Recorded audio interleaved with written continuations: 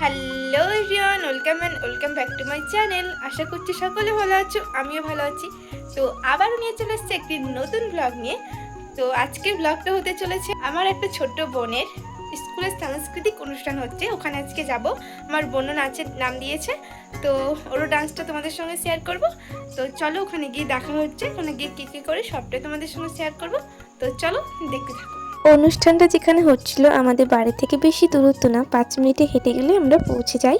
এই দেখো আমরা পৌঁছে গেছি, দিদি আর আমি গিয়েছিলাম। আর এই স্কুলের অনুষ্ঠানটা কিন্তু অনেক বছর ধরে হয়, আগে কিন্তু এরকম দোকান বসতো না, এখন কিন্তু অনেক দোকানে বসেছে, তাই তোমাদেরকে দেখাচ্ছিলাম। আর আমরা পৌঁছে দেখি কুইজ কম্পিটিশন হচ্ছিল, কিন্তু শেষ হয়ে গেল, তাই আমাদের দেখা হলো না। আর এই দেখো কাদের সঙ্গে আরো দেখা হয়ে গেছিল, ওরাও এসেছিল, তাই ওদের সঙ্গে একটু দেখা করে নিলাম। ওদেরকে বলেছি ফটো তুলছি, তাই ক্যামেরার সামনে আসলো না, তো আসতো না। আর দেখেছি ভিডিও করছি, তাই হাসাহাসি করছিল। আর কোনোবার তো কিছু বসে না, এবার দোকান বসেছি, তাই সবাইকে বললাম চল ফুচকা খাই, তাই সবাই মিলে একটু ফুচকা খাচ্ছিলাম। তারপর রাস্তায় বাটি নিয়ে দাঁড়িয়ে পড়লাম। তোমরা আবার অন্য কিছু ভেবো না, ফুচকা খাওয়ার উদ্দেশ্যে বাটি নিয়ে দাঁড়িয়ে পড়লাম সেটা বলছি। আর এখানকার ফুচকা কেমন হবে ভেবে নাও, একদম ভালো ছিল না, তাই আমরা 10 টাকার কেক কেটে পড়লাম। এবার আসলাম আইসক্রিমের দোকানে। হালকা তো ঠান্ডা ঠান্ডা পড়েছে, তাও ভয় ভয় করছিল, এখন তো ওয়েদারটা ভালো নেই, ঠান্ডা গরম ঠান্ডাও লেগে যেতে পারে, তাও আমরা আইসক্রিম খেয়ে নিলাম। চামচ দিবি, ধর।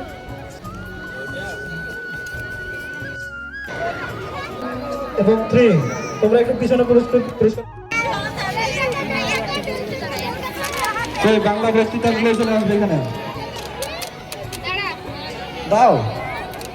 প্রথম মাসিহা, দ্বিতীয় তাহমিদ, তৃতীয় সুমাইয়া।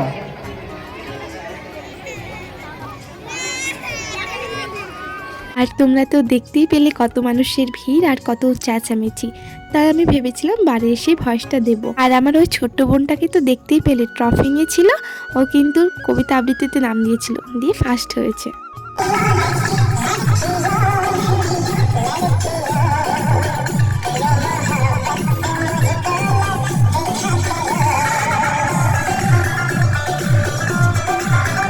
আর এবার হবে আমার বোনের নাচটা, তোমরা দেখতে থাকো। আর কপিরাইট আসবে বলে আমি ভয়েসটা চেঞ্জ করে দিয়েছি।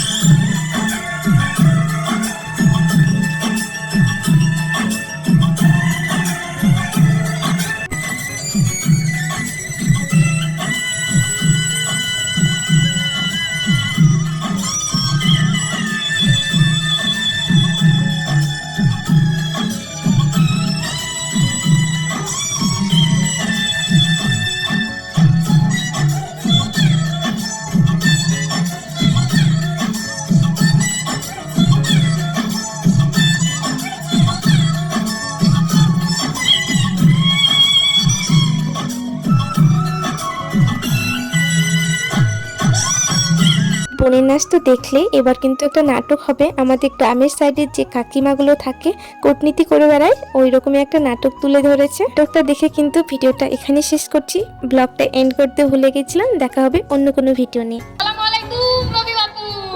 ওয়ালাইকুম আসসালাম খালাম্মা। তা বাপু তুমি কোথা থেকে ফিরছো? এই অফিস থেকে ফিরছিলাম, কালকে বাড়িতে একটা ছোট্ট অনুষ্ঠান আছে তো, তাই বাজার করে বাড়ি ফিরছিলাম। মা বলেছিল সন্ধ্যাবেলায় আপনাদের বাড়ি গিয়ে আপনাকে নেমন্তন্ন করতে, তা দেখা যখন হয়ে গেল, তাহলে আমি আর আপনাদের বাড়ি যাচ্ছি না, কালকে আমাদের বাড়ি আসবেন। মা আপনাকে বারবার করে ডেকেছে। আচ্ছা আসবো। তা তোমার সংসার কেমন চলছে? সব মিলেমিশে আছো না ভিন্ন হয়ে গেছো? আমাদের সংসার তো ভালোই চলছে, আর আল্লাহর রহমতে আমরা সবাই একসাথে আছি। কিন্তু তোমার মা যে বলছিল তুমি নাকি তোমার মা বাপের হাতে সেরকম টাকা পয়সা কিছু দেও না, তোমার বউ নাকি তোমার সংসারের মালিক, তুমি নাকি তোমার বউর কথায় উঠো আর বসো। আরে না খালাম্মা, তেমন কিছু নয়, এখন বিয়ে করেছি তো সংসারে খরচ অনেক বেশি, তাই হয়তো মায়ের চিন্তাধারা একটু আলাদা হয়েছে। তোমাকে একটা কথা কদিন ধরে বলবো ভাবছি, কিন্তু সাহস পাচ্ছি না। তুমি যদি কিছু মনে না করো তাহলে বলবো? হ্যাঁ খালাম্মা বলেন, আমি কিছু মনে করবো না। মানে মেয়েটা খুব একটা সুবিধার মেয়ে নয়। তুমি যখন বাড়িতে না থাকো তখন তোমার বউটার সাথে কতই না খারাপ ব্যবহার করে। বউটাকে দিয়ে সারাদিন কাজ করায়। মা মোরা মেয়েটা মুখে আশ্রয় নাই বলে সব মুখ বুঝে সহ্য করে, কাউকে কিছুই বলে না।